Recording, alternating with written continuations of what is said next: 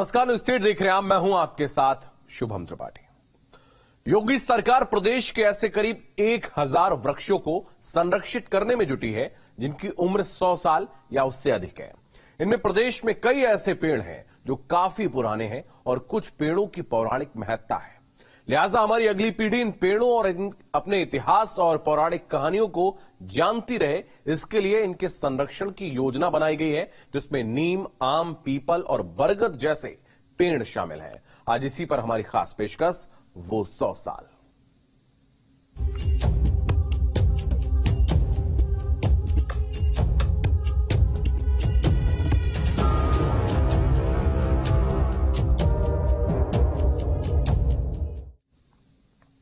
अब हम आपको लेकर चलते हैं कृष्ण की नगरी मथुरा, जहां कृष्ण और राधा की लीलाओं का गवाह एक पेड़ मौजूद है। इमली तल्ला, इमली का पेड़, जिसके नीचे कभी रास होता था। ये रिपोर्ट देखिए।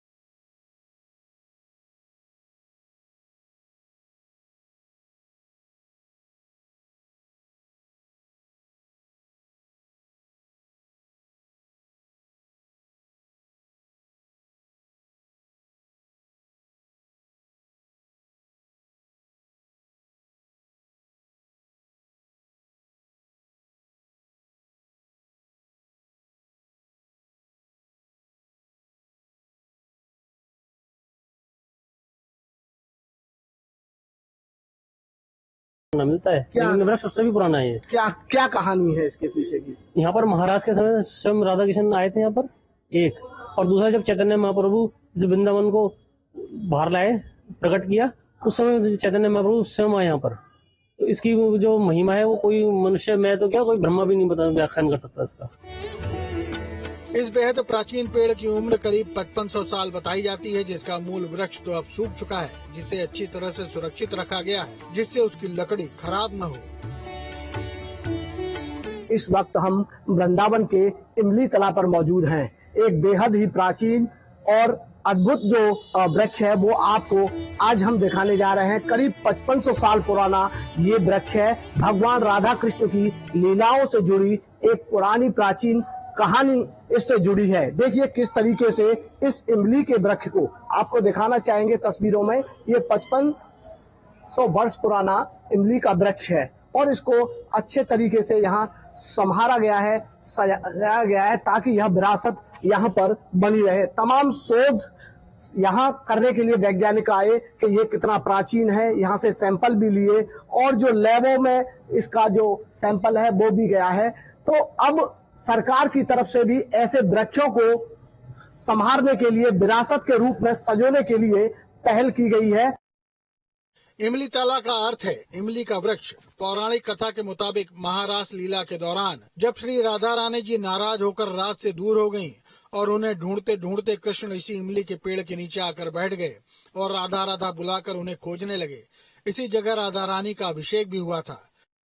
श्री चैतन्य महाप्रभु जी ने यहीं पर भगवान श्री कृष्ण के शरीर का रंग भी ग्रहण किया था और इसी पेड़ के नीचे बैठकर वो भजन संध्या भी करते थे। तो जो यमुना महारानी है वो यहीं से जाती थी। तो हमारे जो महाप्रभु हैं, श्री चैतन्य महाप्रभु, तो वो आते थे और प्रातः जैसे स्नान आदि के केशी घाट में करके, और यहाँ पे उनका और भी नित्य कर्म होता है। जैसे वो यहीं पे अपना भजन और जैसे उनकी जो भी अपनी आराधना होती है वो यहीं पे करते थे। और अब उससे थोड़ा और हम पीछे जाते हैं, हम 5500 वर्ष पूर्व जाते, तो वो श्रृंगार वट में जो हमारे राधा रानी है वो श्रृंगार करती थी। अब श्रृंगार करते हुए वो इधर से चलते, अब निकुंज जाने का रास्ता ना, तो वहीं से इधर से होता हुआ जाता है। तो अब निकुंज यहीं से ही जा रही थी सर सवर के। तो अब क्या हुआ कि पकी हुई इमली थी, अब इमली जो है नीचे गिरी पड़ी थी।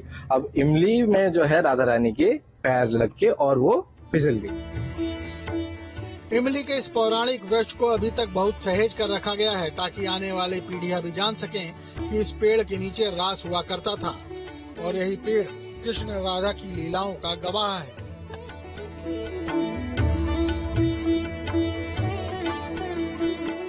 अपनी धरोहर है इसको, तो किस तरीके से इसको संवारा गया है? क्या मन में आया था आप लोगों के या मंदिर के में कि अपनी प्राचीन धरोहर को? भाई इसको इसलिए संवार के रखा गया कि जिससे आने वाले हमारे जो श्रद्धालु हैं, भक्त हैं, जो हमारी जनरेशन है, उसको पता चले कि इसका महत्व क्या है, इस वृक्ष का या इस स्थान का क्या महत्व है इमली तला का। इसलिए इसको जो हमसे बन सकता है, जैसे जितनी हमारी समझ है उस हिसाब से इसको संवार के रखते हैं हम लोग। राधा और कृष्ण जब महारास कर रहे थे तो राधा रानी चली गई थी, तो राधा रानी को पाने के लिए भगवान श्री कृष्ण ने इमली के वृक्ष के नीचे बैठकर उनकी आराधना की और उसके बाद उन्हें राधा रानी की प्राप्ति हुई। तमाम ऐसी कहानियां इस वृक्ष से जुड़ी हुई हैं और अब सरकार ऐसे वृक्षों को संरक्षण करने के लिए यानी इन्हें संभालने के लिए विरासत के रूप में सजोने के लिए प्रयासरत है और अब उस कदम को सरकार आगे बढ़ा रही है। तो ये यहाँ पर इमली का जो वृक्ष है जो काफी पुराना है और ये आपको तस्वीरों में जो दिखाई दे रहा है ये हाल में ही उसी वृक्ष की जड़ में से उत्पन्न दूसरा वृक्ष है। तस्वीरों में देखिए विशालकाय इमली का वृक्ष है और कहा जाता है कि इस वृक्ष पर इमली तो आती है लेकिन पकती नहीं, यानी राधा रानी के साथ की वजह से इस इमली के वृक्ष पर जो इमली आती है वो कभी पकती नहीं। और जो प्राचीन जो धरोहर है जो 5500 साल पुरानी है उसको इस मंदिर के सेवायतों द्वारा इस तरीके से संभाला गया है। तो अब सरकार ऐसे वृक्षों को बिल्कुल चिन्हित कर रही है और अब इन्हें विरासत के रूप में सजोने का काम, संभालने का काम भी सरकार आगे बढ़ा रही है। भारत जी सारस्वत। अब आपको लिए चलते हैं दशहरी आम के लिए मशहूर राजधानी लखनऊ, जहां के गांव से ही दशहरी आम की किस्म निकली और हिंदुस्तान समेत पूरी दुनिया में अपने स्वाद के कारण छा गई।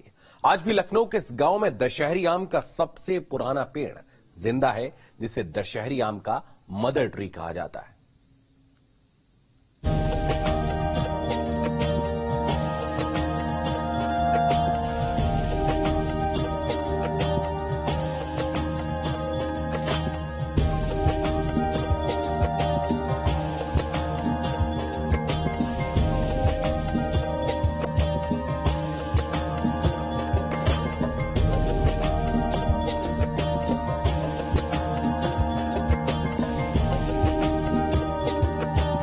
नमस्कार, इस वक्त मैं हूं आपके साथ शुभम पांडे और मैं इस वक्त पहुंच गया हूं दशहरी आम जो पूरे विश्व में विख्यात है अपने स्वाद के लिए, अपनी पहचान के लिए। ऐसे में ये दशहरी आम कहां से आया और अब जो दशहरी आम है जिसका जो पहला पेड़ है, जो मदर ट्री है, वो कहां पर उगा है, वो कैसा दिखता है, वो कितना पुराना है, ये तमाम जानकारी हम आप तक पहुंचाएंगे। और इस वक्त जहां मैं खड़ा हूं ठीक मेरे बाईं तरफ आप देख सकते हैं जो रोड जा रही है ये सीधा दशहरी गांव के लिए जा रही है और ठीक सामने आप देख सकते हैं कि बोर्ड लगा हुआ है जिसमें लिखा हुआ है ऐतिहासिक ग्राम दशहरी रायपुर काकोरी लखनऊ। लखनऊ की काकोरी तहसील का दशहरी गांव ये कोई मामूली गांव नहीं, क्योंकि मलिहाबाद और अवध की बेहद मशहूर आम की किस्म दशहरी यहीं से निकली है और यहीं पर दशहरी आम का मदर ट्री बताया जाता है। इस पेड़ को मदर ऑफ मैंगो ट्री कहा जाता है। इसकी फैलती शाखाओं के नीचे आप एक अनोखी ठंडक महसूस करेंगे।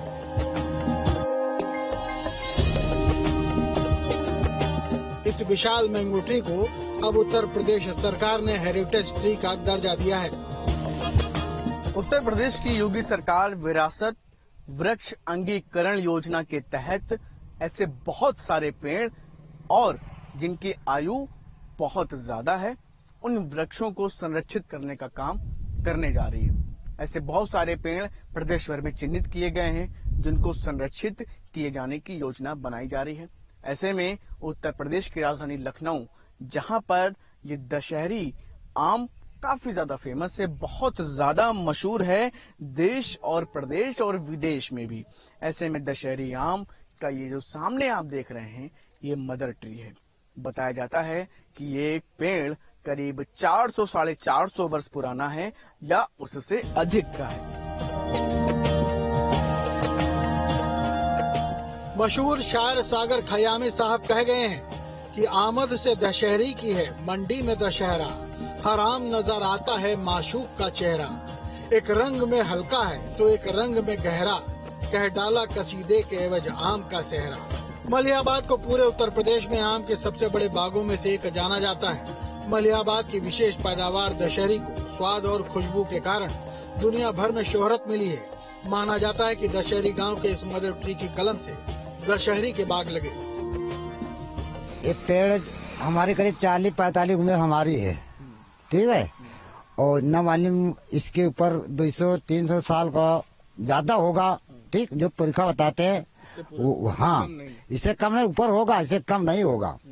अब यहाँ पहाड़ा पर पड़ता था पहले पुरखा लोग, यहाँ लोग मलिहाबाद के लोग कलम चुरा कर ले, हुआ से फैल गई भाई। सोने बाप समझो इसको भाई, सब लड़का बच्चा था भाई, तब वो पुरखा जिंदा है, समझो, माँ है, हाँ माँ समझो भाई, दशहरी माँ समझो। लोगों की माने तो ये पेड़ करीब 400-500 साल पुराना है, क्योंकि गांव के कई बुजुर्ग कहते हैं कि उनके दादा के समय में भी ये पेड़ था और आमों से भरा रहता था। हमारे बाप लोग बताते थे कि ये हमारे आगे पेड़ नहीं लगा है, तो हम कैसे बताओगे। लगभग ये 300-400 साल पुराना। हाँ, बस इतना हो। आम खूब लगता है, अभी भी बहुत होता है। हाँ, अभी लगता है, लेकिन आम छोटा ही होता है, बड़ा नहीं होता। जैसे हम तुम लगाया है उसमें का बड़ा आम होता है, इसमें का छोटा आम होता है। लोग बताते हैं कि यह पेड़ दशहरी गांव की पहचान है, लेकिन कोई इस पेड़ की टहनी चुरा कर मलिहाबाद ले गया था और उसने मलिहाबाद में दशहरी आम को प्रसिद्ध कर दिया। ये मलिहाबाद फैला है, अरे हर जगह फैला है, हर देश में फैला है, पूरी यूपी में फैला है यहीं से। अब ये नहीं पता है कि मलिहाबाद वाले कैसे इसमें की कलम ले गए, कैसे गुठली ले गए, कैसे इसको फैलाया, अब ये तो ऊपर वाला जान सकता है। लखनऊ के सेंट्रल इंस्टीट्यूट ऑफ सब ट्रॉपिकल हॉर्टिकल्चर के मुताबिक पिछले कुछ वर्षों से पेड़ ने लगातार 70 से 180 किलो तक आम की पैदावार दी है। आश्चर्यजनक रूप से मजबूत पेड़ किसी भी उम्र से संबंधित समस्याओं से मुक्त नजर आता है। हमारी उम्र हो गया है 65 साल, तब से हम देख रहे हैं कि पेड़ कहीं हम सुना कई दिन यहाँ पेड़ दशहरी का है और ये तेरे दुनिया में फैली है, यूँ हम सुना कई दिन बतावा कर सब। दादा और ज्यादा पुराने लोग कितना उसको बताते होंगे, कितना पुराना साल? अब यही थे तो अब जो हम ते बताओ थे वह हम बताए जान को तो बताओ जो बहुत पुराना है का हम जनते नहीं, कोनो कहा हम नहीं जाए, कोनो हम नहीं जाए तो कहे 300-400 साल पुराना। हाँ तो कम से कम तो 500 साल तक तो कम हुई ना। लगभग 35 फीट लंबे पेड़ में 70 फीट फैली कैनोपी और लगभग 10 फीट की ट्रंक है। 12 प्रमुख मचान शाखाएं जमीन के समानांतर फैली हैं और इसका तना दीमक के हमलों से मुक्त है। कम से कम नहीं, यू कम से कम 400-500 पेटी आम निकलता है। अच्छा एक ही ढाने, हाँ अभी अब ये तब आपके आम ज्यादा बढ़ा रहा है, इसमें आपकी जो आम ज्यादा बढ़ा रहा है। ये पेड़ लखनऊ के नवाब की संपत्ति है, इसलिए इसके फलों को बेचा नहीं जाता। लोग इस पेड़ को बहुत दूर दूर से देखने आते हैं, इसकी फोटो भी खींचते हैं और अब योगी सरकार ऐसे पुराने पेड़ों के संरक्षण का काम करने जा रही है। सकते हैं आपके पेड़ को पूरी तरफ से चारों तरफ से तारों से घेरा गया जिससे कि लोग अंदर न जा पाएं और ठीक सामने आप बोल्ड देख सकते हैं जो लगा हुआ है, इस पे लिखा हुआ है ऐतिहासिक दशहरी वृक्ष मदर दशहरी ट्री। और ये वही वृक्ष है जो प्रदेश में, देश में, विदेश में अपनी इसी काबिलियत की वजह से जाना जाता है। और ऐसे में अब उत्तर प्रदेश की योगी सरकार इस योजना के तहत इस पेड़ को संरक्षित करने का काम करेगी। यहाँ के लोगों का कहना है कि जितनी उनकी उम्र है, उनके दादा परदादा हमेशा से बताते आए हैं कि कई कई वर्ष पुराना, लगभग 400 से अधिक साल इस वृक्ष को हो चुके हैं। ऐसे में इसकी सुरक्षा, इसका संरक्षण करने के लिए योगी सरकार की तरफ से कदम उठाया गया है। इसके बाद अब इस पेड़ का संरक्षण योगी सरकार अपनी तमाम योजनाओं के तहत करने जा रही है। वीडियो जर्नलिस्ट सिंह के साथ शुभम पांडे, न्यूज स्टेट, लखनऊ। और अब आपको बताते हैं कि प्रयागराज में इलाहाबाद विश्वविद्यालय में भी एक ऐसा वटवृक्ष है जो काफी पुराना है और इसे योगी सरकार संरक्षित करने जा रही है।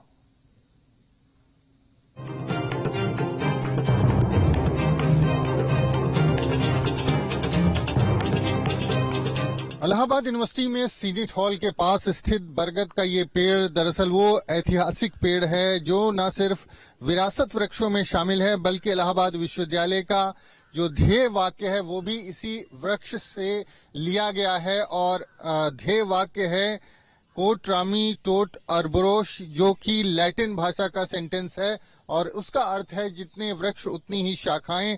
तो ये इलाहाबाद यूनिवर्सिटी के लोगों में भी आपको दिखाई देगा और आप देख सकते हैं कि ये 100 साल से ज्यादा पुराना वृक्ष है और 1887 में जब इलाहाबाद विश्वविद्यालय की स्थापना की जा रही थी तब ये वृक्ष यहाँ पर मौजूद था। इलाहाबाद विश्वविद्यालय में सेनेट हॉल के सामने मैदान में तैनात ये बरगद का पेड़ विश्वविद्यालय के इतिहास को अपने में समेटे हुए है। इस बरगद के तले बैठकर ही यहाँ से कई छात्र प्रधानमंत्री हो गए तो कई मुख्यमंत्री बन गए। इस बरगद की फैली शाखाएं अपने ध्येय वाक्य को प्रदर्शित करती हैं। देखिए, विश्वविद्यालय का जो वटवृक्ष है, लैटिन में उसका जो उद्घोष है वह है कोतरामी तौत एरवोरिस, अर्थात जितनी शाखाएं उतने वृक्ष। और अगर देखा जाए तो यह चरितार्थ करता है विश्वविद्यालय के उस रूप और स्वरूप को जिसकी स्थापना 1887 में हुई और वहां से जितने विद्यार्थी निकले पढ़कर, जितने शोधार्थी निकले वहां से, वो जहां जहां गए वहां वहां उनकी शाखाओं ने जड़ पकड़कर वृक्ष का रूप धारण कर लिया और उन वृक्षों से जितनी शाखाएं निकली उनके भी वृक्ष बनते चले गए।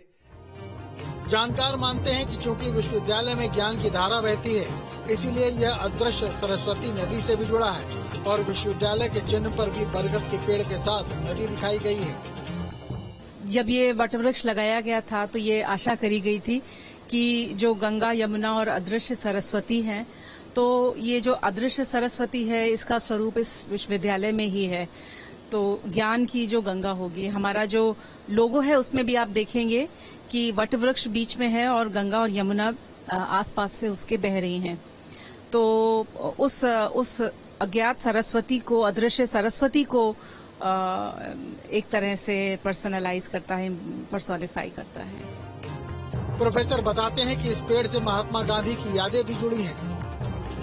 वहां गांधी जी बैठे थे तो वहीं बैठकर गांधी जी ने अपना ग्रीन पैम्पलेट लिखा था। ग्रीन पैम्पलेट लिखकर वो देना चाहते थे, वहीं सामने ही विश्वविद्यालय के सामने ही पायनियर का दफ्तर हुआ करता था। लेकिन जिस तरह से जो विरासत वृक्षों को सहेजने की शुरुआत की है उत्तर प्रदेश की योगी सरकार ने, उसमें ये वृक्ष भी शामिल है और इसके कई लिहाज से इसका ऐतिहासिक महत्व है। खासकर इलाहाबाद विश्वविद्यालय में पढ़ने वाला हर छात्र जानता है इस वृक्ष के बारे में और इस वृक्ष के महत्व को। इलाहाबाद से वीडियो जर्नलिस्ट विवेक श्रीवास्तव के साथ मानवेंद्र प्रताप सिंह, न्यूज स्टेट, उत्तर प्रदेश।